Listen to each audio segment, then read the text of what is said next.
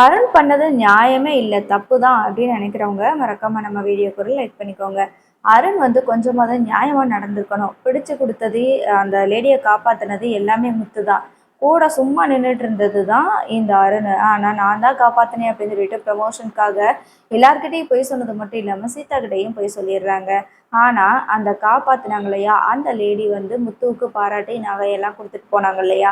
So இதுக்கப்புறமா இந்த நகையை எடுத்துக்கிட்டு சீதாவுக்கு தான் கொண்டு போய் கொடுக்க போகிறாரு. இப்போ சீதா அருணுக்கு ஃபோனை போட்டு நடந்த விஷயங்களை வந்து சொல்கிறாங்க. என்ன, உன் மாமா உன்னை ஏமாத்துறதுக்காக நகையை கொண்டு வந்து கொடுத்துட்டாரா அப்படின்னு சொல்லி சொல்கிறாங்க.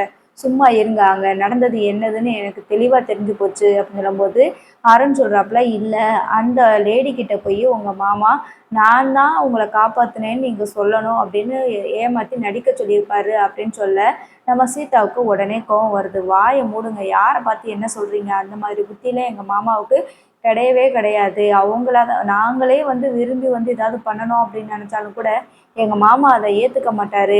இப்போ கூட அந்த செயினை எனக்கு தான் கொண்டு வந்து கொடுத்துட்டு போனாங்க அப்படின்னு சொல்லி சொல்கிறாங்க. அப்படிலாம் அவன் பண்ணாதானே நீ மனசு மாறுவ, அதனால தான் அப்படி பண்ணுறாங்கன்னு சொல்லும்போது, சரிங்க அதெல்லாம் ஒரு பக்கம் இருக்கட்டும், ஆனால் உண்மையாக நடந்தது நீங்கள் என்கிட்ட சொல்லியிருக்கணும்ல. எங்கள் மாமா தானே அவங்கள காப்பாற்றினாங்க.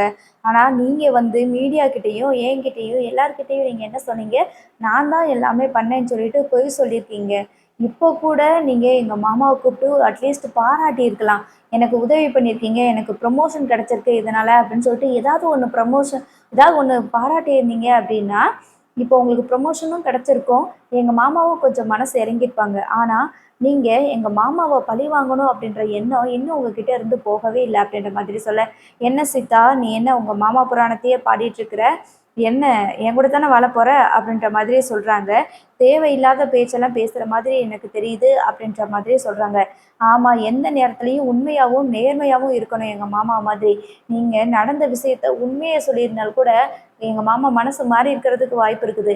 அப்படி இருந்து நீங்கள் என்கிட்டயே நீங்கள் இந்த அளவுக்கு நீங்கள் பொய் சொல்லும்போது அப்போ நீங்கள் எப்படி ஒரு ஆளாக இருந்திருப்பீங்க. நான் தான் உங்களை அவசரப்பட்டு லவ் பண்ணிட்டேனோன்னு இப்போ எனக்கு தோணுது.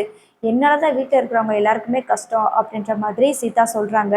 என்னை விட்டுட்டு போகணும் அப்படின்னு மட்டும் நீ நினச்சின்னு வச்சுக்கோயேன், நான் என்ன பண்ணுவேன்னு எனக்கே தெரியாது சீதா அப்படின்ற மாதிரி சொல்கிறாங்க.